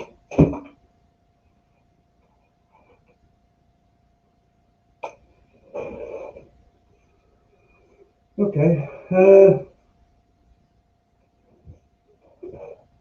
Cheers if you're having a beer, by the way. Saturday night, why not? And thanks for those super chats. My first week where I could take them. Okay. Alex Dupont. Expat Report is still about. Selling affiliate link to dating in a website. All right. Okay, Andrew, thanks. Greg, this sounds normal now. Haha, used to it. Okay, that doesn't mean it's improved, does it? It just means you got used to it. Loves music, Peter. How's your level of Thai? Are you fluent? Well, I wouldn't like to say I'm fluent. I mean, I can. You'd have to ask a Thai that I speak to about that, wouldn't you? If I spoke to a Thai, you could ask them and say, "How is this?" It's like, no, I mean, I'm like everybody else. I've been going there for a long time. I've picked up a lot along the way. Obviously, I don't live there now, so I forget. But it's really weird because if you ask me lots of Thai sentences now, of course I can remember a lot, but there's a lot I forget. But it's really weird. As soon as I get in a taxi, it all comes back to me. I start speaking to the driver, and not fluently, but you know, it just seems to come back when I get to Thailand. It's really weird. Okay, Joe blogs. The expat report blocked me for my comments about his intense dislike of Thailand. Yeah, yeah. So it wasn't just me then, was it? It wasn't just me who thought that. Okay.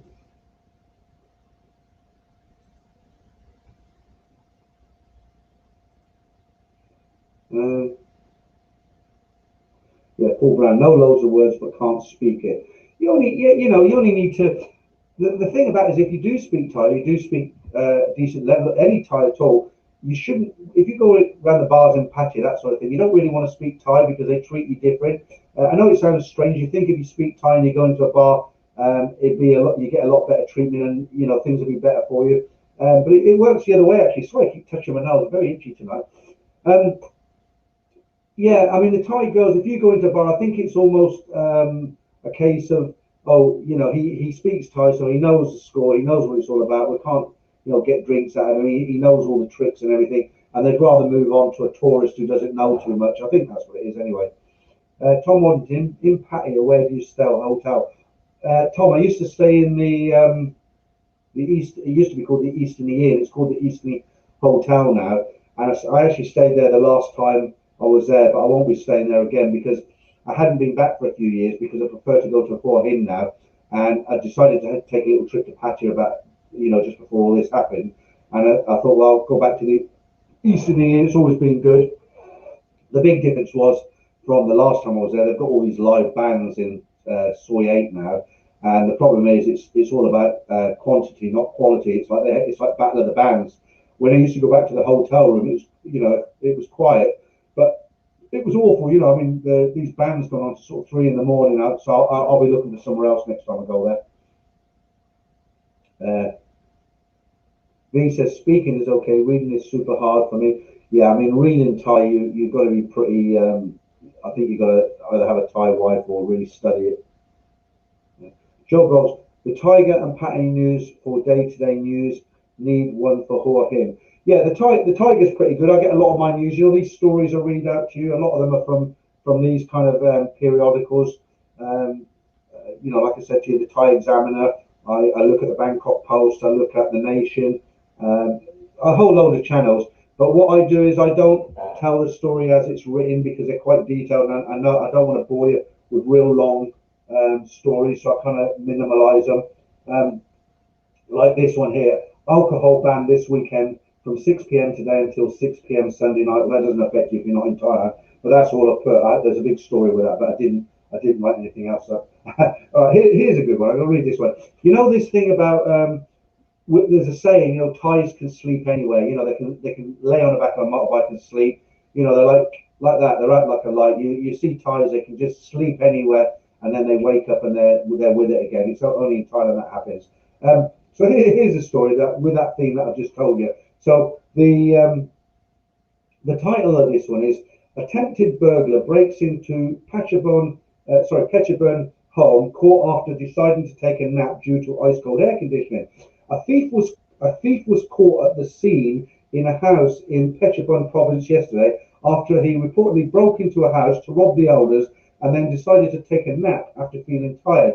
Tempted by the nice air conditioning, a 22-year-old was found sleeping in a bed covered with a blanket in the bedroom of the homeowner's daughter when the police were alerted of the incidents and arrived at the scene. They spent some time calling and poking him before the alleged burglar woke up from the bed. So, I mean, that's something that could only happen in Thailand. He's broke into a house. Well, I'll take a nap. I'm not in a hurry. And then he got caught. Okay, so let's get rid of that. Let me just reach over here and get something. Okay. Just catch up before I do another one. 1 hour and 40 into the stream now. I'll give it another. I might make it slightly shorter tonight because of this mic problem. It's a bit disappointing, but I'll go for a little while longer. And I would obviously, what is Hua Hin like? Any vids, I've seen it come across as very sleepish town in the average age of expats. They're older when compared to Pattaya, for example. It's completely different to Pattaya. Pattaya is a party town. If you go there and all you want to do is have a company of women, get drunk every night, and just party constantly, Pattaya is a place for you. But when you've been going to Pattaya many, many times, or you've lived in Thailand, you want something different. I wouldn't say Hua Hin is a sleepy town. There are much more sleepier towns. You've got Rayong, you've got Shoutout, which is a lovely beach, which is a 20-minute drive from Hua Hin. There are some very sleepy beach towns. Hua Hin for me has got everything. I'm not going to go into it again big time because I'm always mentioning it, but it's got enough. It's nothing like Pattaya. I mean, they've got a couple of streets of really good bars. You've got Binta Bar, which is a real good bar area. Soy 82, I think there is as well. There's some good hotels. There's a big night market where you can go and eat. They've got a couple of good shopping malls. It's fairly cheap. It's a lot cheaper than Pattaya. A lot of the expats there are Scandinavian for some reason, but they're all very polite. And it's a sort of, Hua Hin is a town, if you want a little bit of everything, but you don't want it in your face. Like I say, if you're a younger guy, I'm 61 next month, so Pattaya is a bit in my face when I'm there. And I actually miss Pattaya, actually. I do want to go and visit as soon as it opens up. But no, I mean, if you want something like Pattaya, don't go to Hua Hin because you'll be disappointed. The thing is, you could have gone for a night. They had the boat service from Pattaya that went across the Gulf to Hua Hin, and that service is closed now, unfortunately, because you could have gone on the boat for a night or two and just seen what it was like, you know. Okay, so Matthew Olcroft, see Hua Hin red light district on CB media looked a bit crazy. Right, up to me, Peter. The sound is a lot better now. It's fixed itself. Oh, that's good. Anyway, now we're nearly at the end of the stream.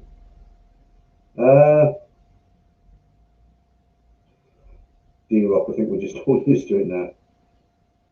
It's kind of put me off a little bit, this, Mike. You know, I'm normally a lot more into this. I've tried to crack on, but when you do a live stream or something like this, if you've got something irritating in the background, and you know, you mention it to let me know, and you let know other people, it's kind of put me off my stroke a little bit. But it's okay. We got through it. We're still going. And if you just joined us, welcome.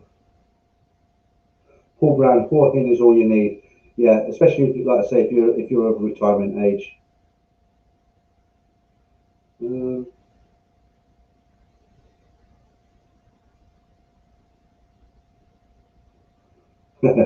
Content time, Pattaya party, yeah, not for a while, I'm afraid.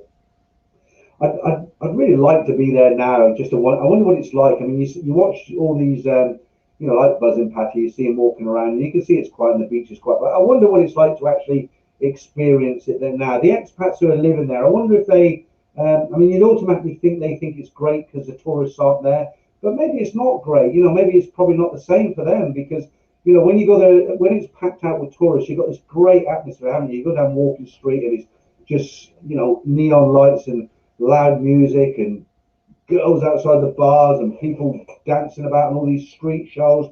You go around all the soys, 6, 7, 8, packed, all the bars are packed. And of course, now all that's not there, is it? So for those guys who live there, okay, they've got the town to themselves, but I'm sure it's not going to be half as much fun. I don't know, maybe if you live there permanently, you can let us know what you think. Okay, up to me. I'm 52 and I love Pattaya. All right, nothing wrong with that. Koh Chang is a good place to go. That's one place I haven't been to, Adrian. Content time. Peter, I would think Pattaya right now probably feels like a college town in the summertime when all the students are gone for the summer. Yeah. Nick Rogers and Brian Flower said only 5% of Walker Street is open at the moment. I didn't know anything was open on Walker Street. Matthew, I will retire in, is that me, Hong Son? I don't know what that is.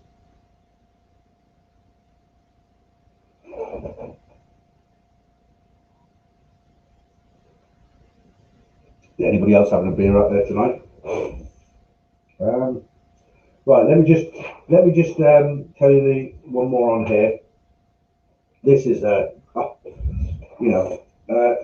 just read out the headline. The headline is "Woman publicly stripped, beaten to death in front of onlookers over sexual jealousy." This is Thai. There's no Westerners involved. On Sunday last night, a Thai woman was stripped naked and beaten to death in a gruesome fashion in front of horrified onlookers in Nakhon Saint Damarat, I think it is. Her attackers included her love rival for a man, assisted by two children. It is one of a spate of murders in Thailand, and she was murdered in the last week, driven by sexual jealousy and drugs. The latest was a 29-year-old woman murdered by her husband, haunted by crystal meths and jealousy on Monday night in Kalasan province.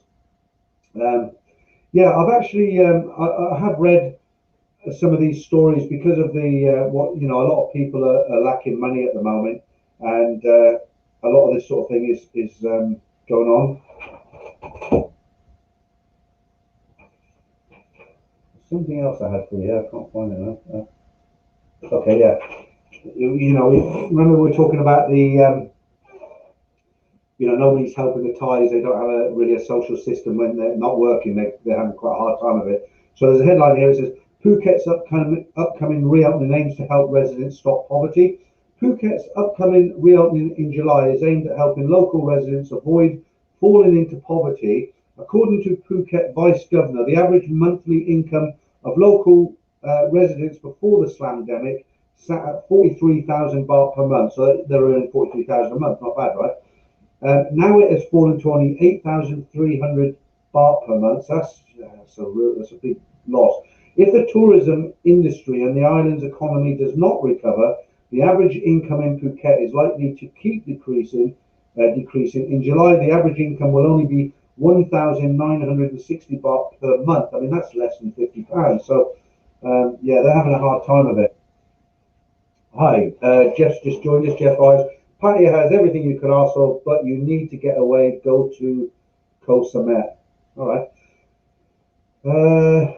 Bob Smith, yeah, you're right on that one.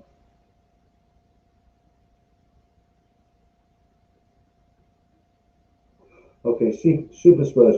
Or are you Frida when you are wearing a dresser, high heels?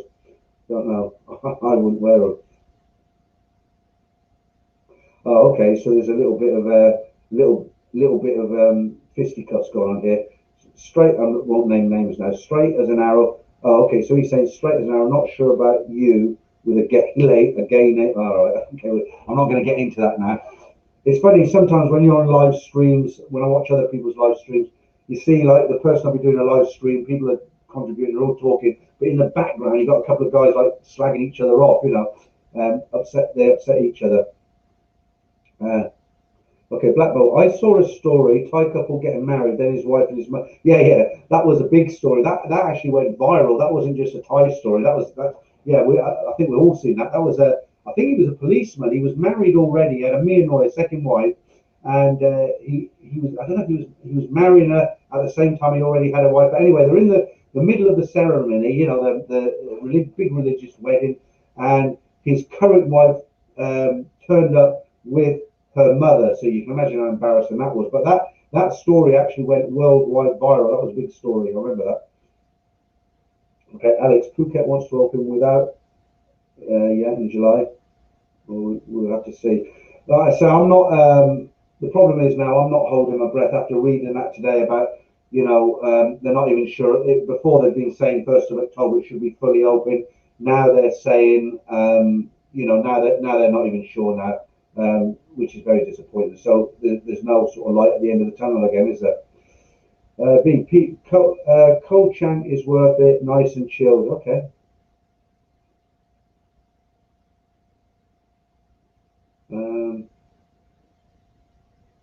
Right, Arnie, found Ban Chang to be a bit too intense. Ban Chang, is that at the top of the Gulf? So if you were coming like So Port Hin's, it's like a horseshoe, isn't it? So Owen's there, Patty is there, or there, wherever you look, whichever way the camera picks me up. And then you go up round to the top of the Gulf, and it's up there somewhere, isn't it? I'm sure it is.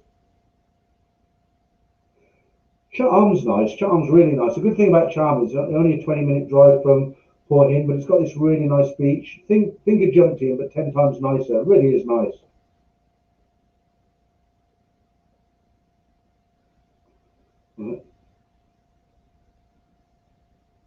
Jeff Ives, I'm an old school yid and been going to Thailand since 1984. You obviously haven't. All right.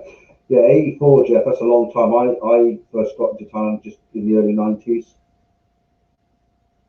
Nick Rosin, don't lose faith, Peter. We'll get back with no on the 1st of October. I'm not sure, Nick. I'm not so sure. A lot of sort of negative stuff coming out now.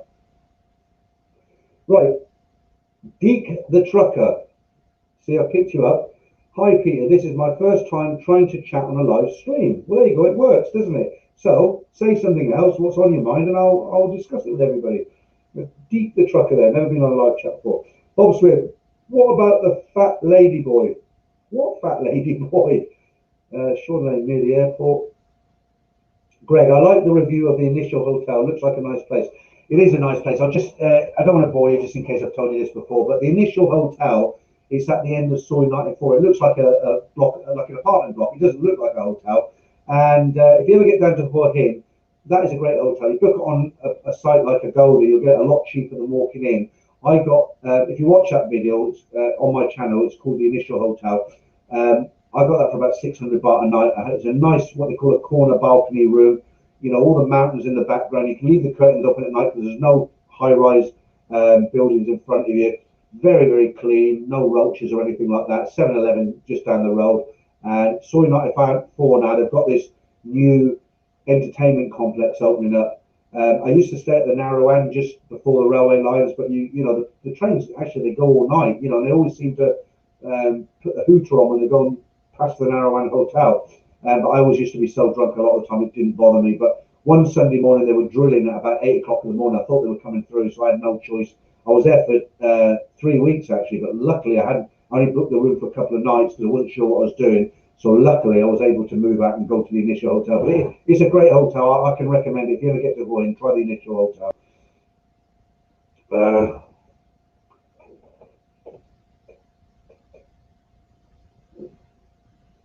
Deke the Trucker. Yep, thanks for that. Okay, so we're nearly 2 hours now. I'll give it another 5 minutes. If anybody else has got anything they want to say, chuck it in. Get the chat in now and I'll read it out. The Agoda is a trade secret. Yeah, they're not bad Agoda either. I've used another one. But yeah, I tend to use them. I've got an account with them. Yeah, Nick Rogerson, let me put that on screen because I don't want to say them because what I was telling you before. Now I'm monetized. YouTube don't like us using these kind of words. But yeah, you'd like to think so, wouldn't you? But we're not the people who make the decisions, unfortunately.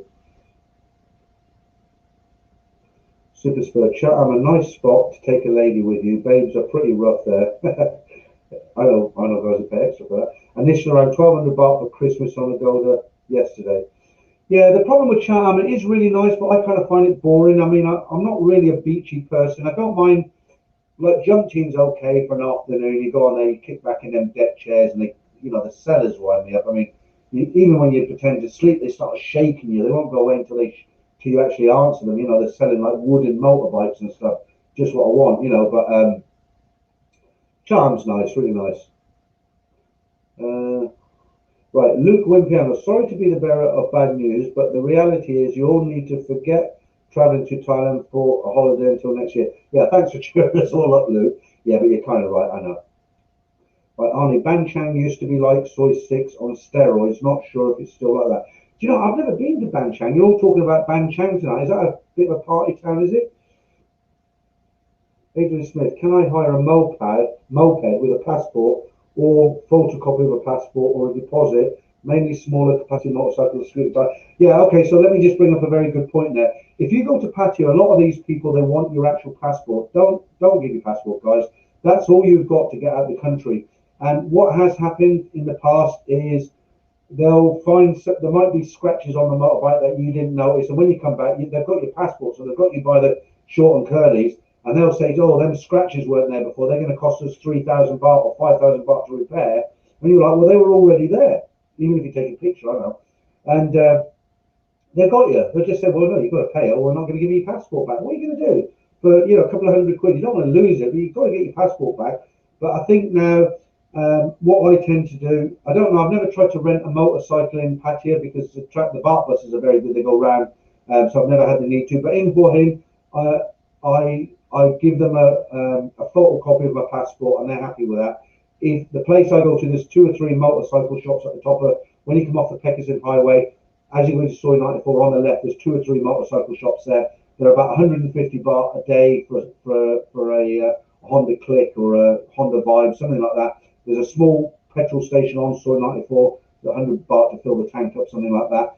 And they won't take your passport. But guys, if you do rent a motorbike or a scooter, don't give your passport. If they insist on it, just move. Don't take a motorbike from them. Move on. Jeff, we always went to Bangchang after playing Emerald GC. Okay, like I said, I've never been there. Billy Katz, I think you need a license now to show if you're, stopped, is it? I remember years ago in Bangkok, it's a true story, I can't prove, but it's a true story. I'm going back 25 years.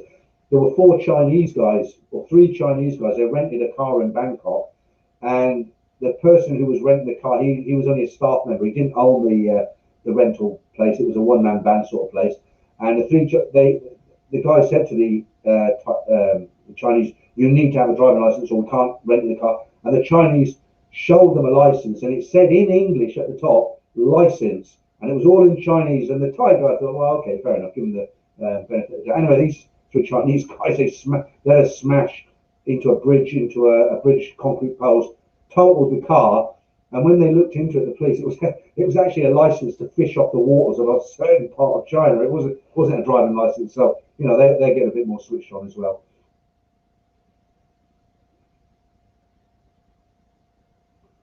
Okay, Dave, mate, with all the hiccups at the start of the stream again, you've done a tremendous job, Trevor. I don't know who you're talking about there, baby boy. But my friend, Defo, go to Ban Chang, 2 hours from Pattaya. What a great wee town. I'm guessing you're Scottish. Adrian Smith, the CB media guy also recommended that preferable to leave a deposit or photocopy of passport. He also says never leave your passport with them. Yeah, absolutely. I mean, it's common sense. When you go there, you might think, well, everyone's doing it, so they must give you it back. I'll leave mine. But guys, it's your passport. I mean, there's nothing more important than your passport when you're out of the country. All right. I think I'm going to wrap this up shortly, guys. It's coming up to 2 hours. Yeah, sorry about the microphone problem at the beginning there. That kind of threw me off for about 15 minutes, but we're going to get that sorted out before next Saturday. Yeah, Greg, that's a true story. All right. LRT, life reset time, yeah. Nick Rogerson, yeah, it's not great. My mate is going to do the quarantine. I would do it too if it goes on after October. Yeah. I don't know. It's not something I want to do. It's, you've got it this end as well, haven't you, when you come back? It's, like I keep saying, every week I say this, if I had a wife and a child in Thailand, I would definitely do it. 14 days, 10 days, something like that. But to go there and have a good time, to have a holiday, no, it's not for me. If it takes 2 years, I'll wait. Cheers, V. Right, Jeff. Never leave your passport with anyone yet. Be more on great stream minus the microphone. Cheers. Rick Smith, morning Peter. Remember to always check terms and conditions of your travel insurance when renting a motorcycle. If you don't have a license in your own country, you are not insured. Believe it or not, yeah, good point. But I actually have got a full motorcycle license on my driving license. I can drive any size bike. I used to be into big bikes up to 10 years ago when I was 50.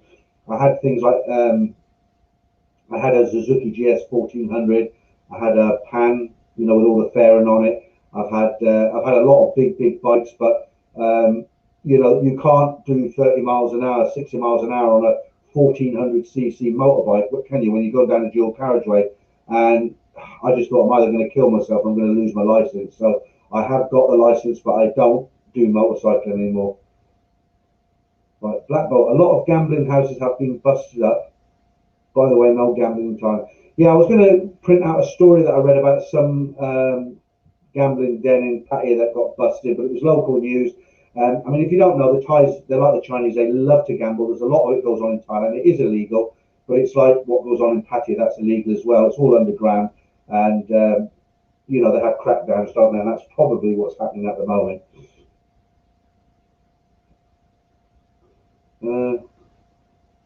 Jeff Ives, people won't allow another lockdown. What do you guys think about, if you're in England, what do you guys think about this protest that's going on? Well, I don't know if you can call them protests. These kill the bill protests. I mean, I personally, I don't know, maybe I'm old fashioned. I think they're terrible. I'm probably going to get a lot of flack now. If you don't know what's happening, if you're not in the UK, there's these, they call themselves protesters, but they're coming out and their slogan is kill the bill. And bill is slang word for police. And it's just terrible scenes, terrible scenes. You know, police are getting bones broken, police cars are getting set on fire. I mean, there were 2 police in a car, and it was actually set on fire when they were in the car. I mean, the way I look at it, I'm probably going to, you know, okay, look, give me flack, I don't care. But the way I look at it, these guys, they're coming out with sentences like that. But let me ask you a question. I wish I could have one of them guys here to ask them. If someone was coming through your kitchen window at 3:30 in the morning with a carving knife, and they were on their way to your daughter's bedroom, who would you call? Your mum? You know, I mean, it's I just don't understand it. I don't understand it.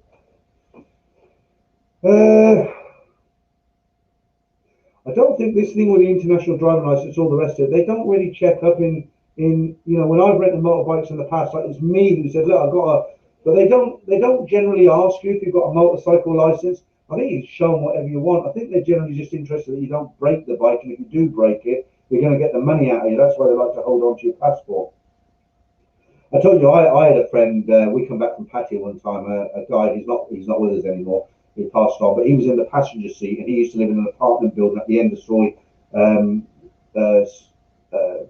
Cowboy, and he opened the passenger door, and a motorbike hit the door, and he fell off and everything. And the guy was very reasonable, Thai guy. He asked him for 3,000 baht, and a big crowd came around the car. And my friend said to me, "What do you think I should do?" He's asking for 3,000 baht. And I was like, "What do you mean? What do I think I should do? Give him the 3,000 baht. You know, let's get out of it."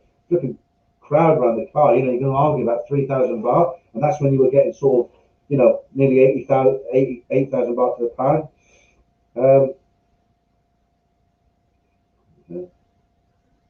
Are people mad at the police? Yeah, well, you can read these comments, what people are saying, but I'm not going to say anything about the police because I'm going to go back one day and I don't want to cause any problems for myself. Adrian, yeah, you're right. Yeah, Jeff, I know what it's about. I do know what it's about, but honestly, I don't think they're going about it the right way. Setting cars on fire with people inside them, attacking people who are doing their job and breaking their bones and things like that. It's a personal opinion for me. I don't really give personal opinions too often, but there's protesting and there's protesting. I just think setting a car on fire when it's got 2 people inside it is, you're on the next level then, aren't you? And I'm really against it. All right, guys, I think that's about it. I think a lot of guys have gone off to watch all these channels. I've shot myself in the foot now. I've got 95 in the stream. There was about 145, so either my mic's bad or I'm really boring tonight. These, like I read out all these channels and told everybody why they were good, and I think people have gone off to watch these channels, so I might not do that again next week, but no problem. That's what it's all about, isn't it? All right, guys, I think I'm going to wind this up now. It's been 2 hours, 4 minutes again. Sorry about the mic again. Just read the last few comments out. PB958, they are just thugs, yeah. Greg, in the US, you can also get an initial driver's license. Yeah, I just want to see what people think of these, you know, these protests that have gone on. Are people mad at the police? They're angry about these. They're going to get more powers on people. They don't. That's what it is all about. As a left-wing extremists are just as bad as right-wing. Yeah, okay. Let's not get into it too much. I said my piece. If you want, if I get slated next week, fair enough. But you know, you all got your own opinions. All right, guys, thanks a lot. 2 hours and so many minutes.